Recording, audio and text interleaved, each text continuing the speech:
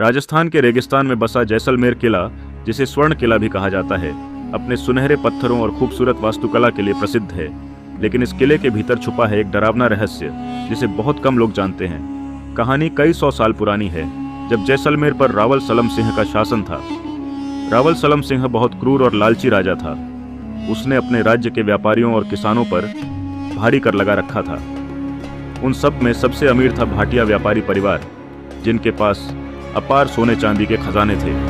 राजा की नजरें हमेशा उनके धन पर टिकी रहती थीं।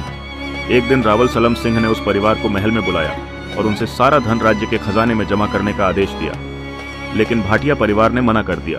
राजा को यह अपमान बर्दाश्त नहीं हुआ। उसने रातों रात सैनिक भेजकर पूरा भाटिया परिवार मार डाला और उनका सारा धन जब्त कर लिया। कहते हैं मरने से पहले भाटिया परिवार की मुखिया माता गोमती ने राजा और उसके वंश पर भारी श्राप दिया था।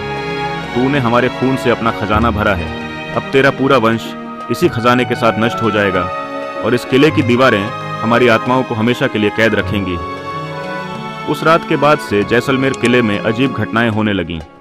रात के समय किले के गलियारों में पायल की आवाज़ें, फुसफुसाहटें और रोने की आवाज़ें सुनाई देती। कई सैनिकों ने दावा किया कि उन्होंने सफ़ेद साड़ियों में लिपटी औरतों को किले की छतों पर घूमते देखा है। धीरे धीरे रावल सलम सिंह का पूरा परिवार रहस्यमय परिस्थितियों में मारा गया।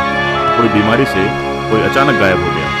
कहते हैं कि राजा खुद भी एक दिन अपने खजाने के कमरे में गायब हो गया और कभी नहीं मिला। लोगों का मानना है कि उसकी आत्मा भी उन अशांत भूतों के साथ कैद हो गई है।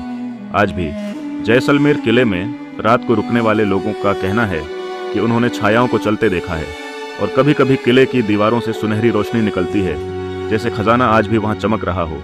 लेकिन कोई भी उस खजाने को लेने की हिम्मत नहीं करता, क्योंकि कहा जाता है कि भाटिया परिवार का श्राप अब भी वहां जिंदा है।